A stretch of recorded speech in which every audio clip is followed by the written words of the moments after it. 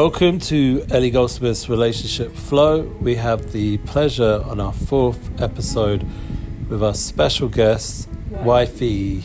Say hello. Hello. aka Teeny Pop 613. What else? Been a good one? Good week since we last spoke? Yes. Okay, so we're going to talk about the roundup of the vacation time and getting ready for the new year, the new school year, and the new year spiritually for the Jewish people and the world.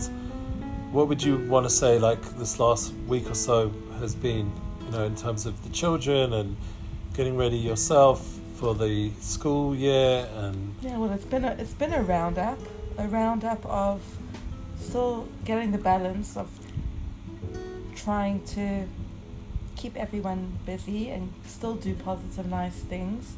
At the same time, get all the school supplies ready, gets what everybody needs, make sure everyone's sorted out.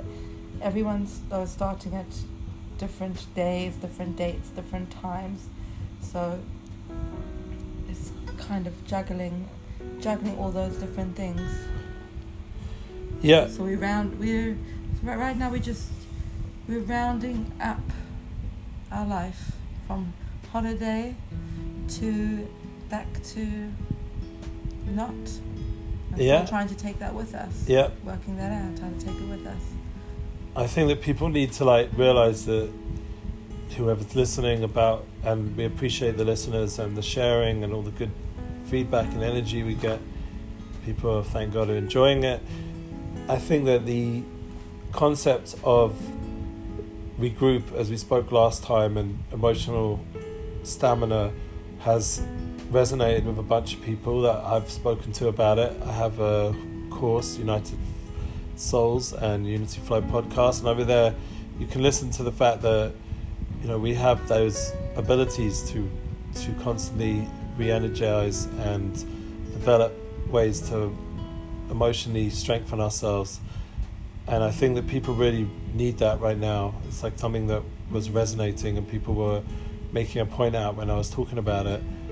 And I think that this kind of experience of just stopping near the end of the week and just rounding up what happened this week is also really important. Just even in this podcast format, people need to know themselves, what have they accomplished this week in terms of, for us, and getting all the school stuff for the kids and taking one of our boys to the first day of school. Well, he had his orientation. He started a new school, and he had his orientation yesterday. So this was a big deal because when we got the letter about the orientation, there was meant to be the email.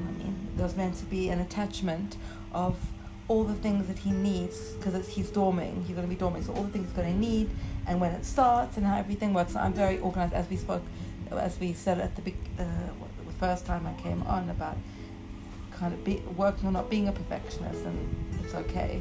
So we didn't get this letter. Today's Friday. We got it last night finally, because we realized yesterday after his orientation that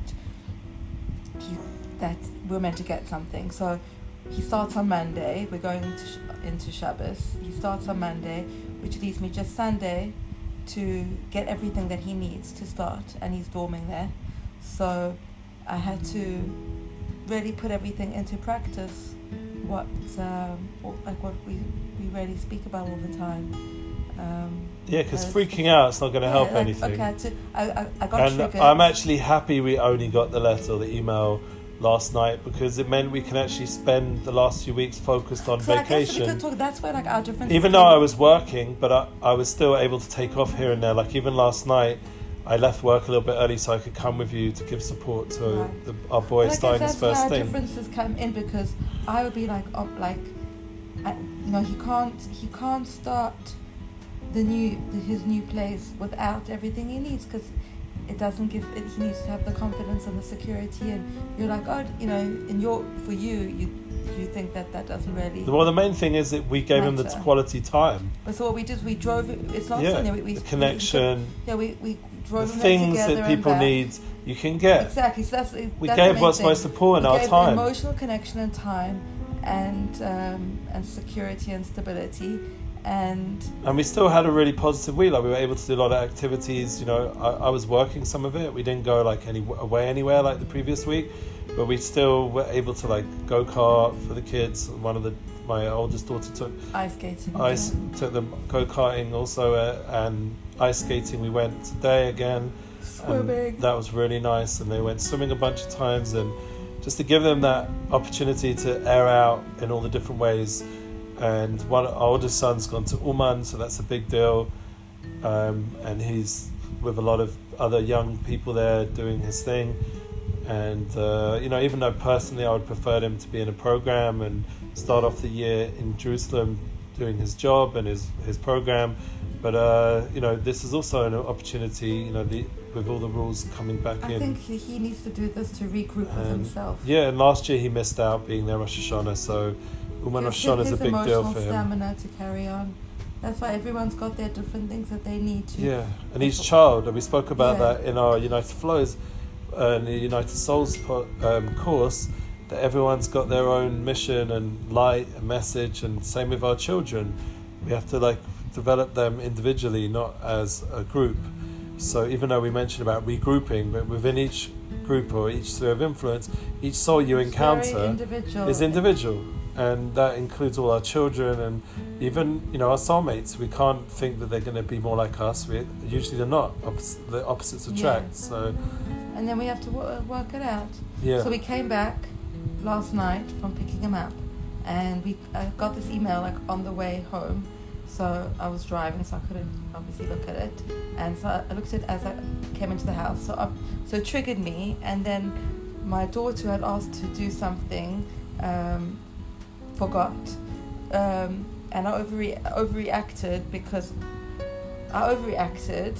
And I was sitting at bar mitzvah. And I realized. I get all these messages, you know. I overreacted to us, and then I started sending Ellie all these messages, you know, of freaking out. And then I realized, like, no, like of the opposite, like, and I wasn't, but I was freaking out of things that were not to do, say, with this email. But really, I was triggered from this email because I wanted to have everything ready and done, and I want everything to be like perfect, you know. And you're not meant to be perfect. But you're perfect by being not perfect, by being real. So I stepped out of myself, like, I'm sorry, I was triggered.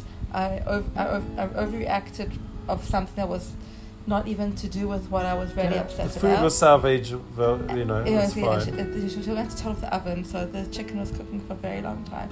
But I warned the guests that it might be a little bit overcooked, and anyway, they don't care. The point is, they just want to be in our company. Be with us. Anyway, the point is that I even offered to buy a new chicken, but you said I didn't have to in the end.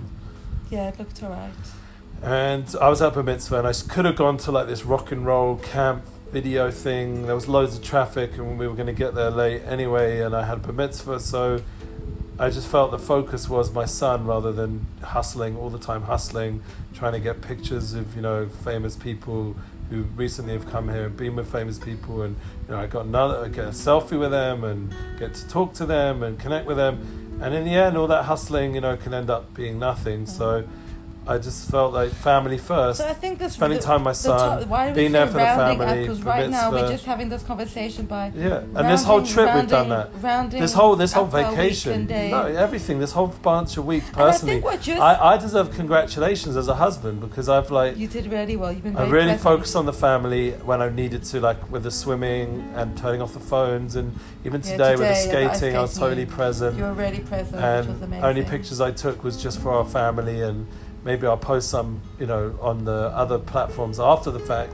But like during the actual moment, I was just capturing it for us. But I think all these things that we're saying, like what you said, you could have gone to this event last night, and you focus on doing, you know, coming and picking up. I got to pray mincha before shkia instead of but I think praying that by myself and or with me with this email, all the different a things. And I got to go to proper bar mitzvah, proper simcha. What I'm saying is just then being real, being real with what's in front of us and who we are and what we can do. And sometimes we can't go do all the things that are in front of us.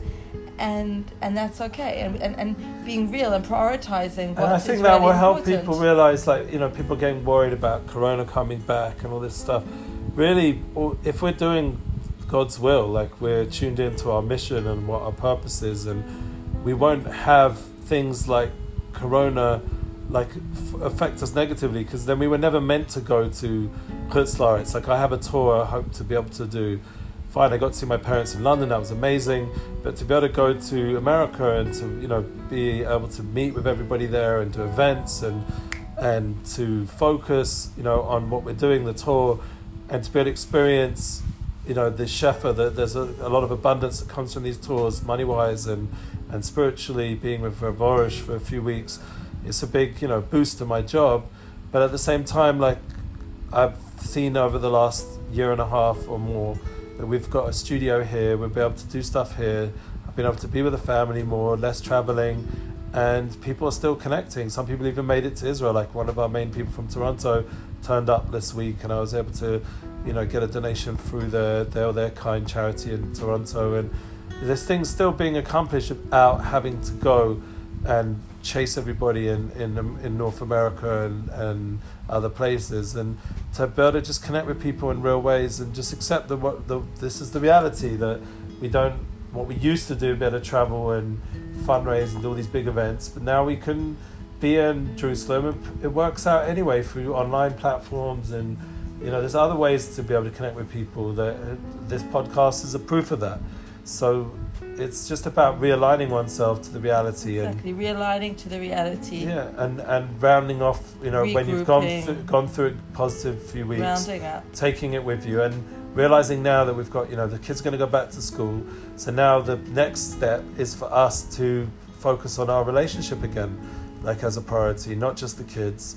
Even though we've done that a little bit during the vacation, we do that, and this is what this podcast is about.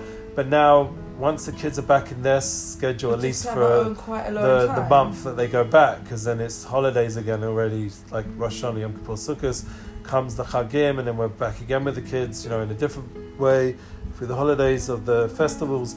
But that month of school makes a difference, and it gives us opportunity to just, hopefully we'll go away one night to a hotel. My oldest daughter offered to babysit with her husband very kindly, and we get that opportunity to just regroup in that way before the festival time, and to consolidate our own relationship flow, that we should realize that the most important thing is that our shalom bias is strong, and that will then carry over to everything else, to our economic success and our children's education.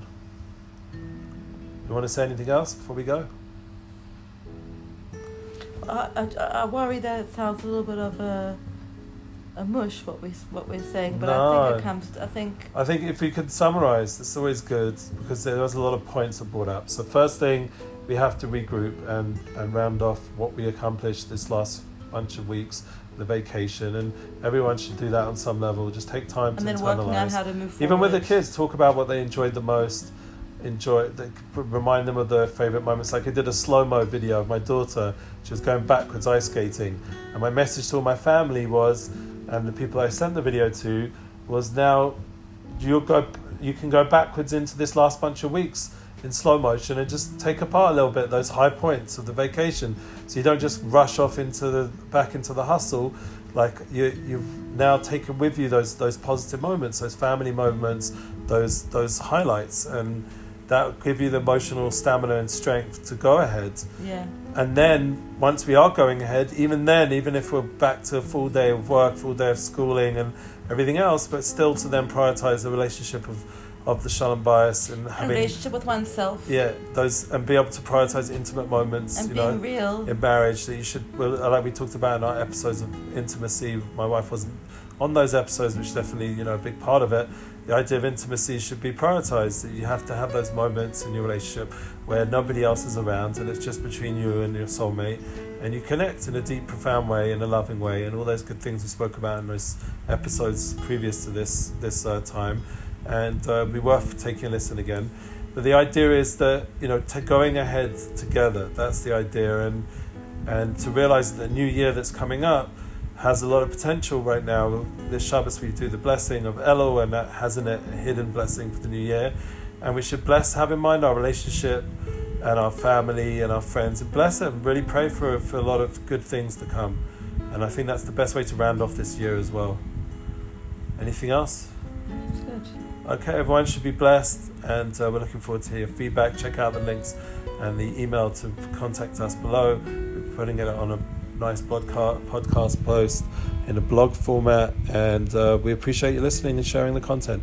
Thank you, and share your relationship flow. All the best.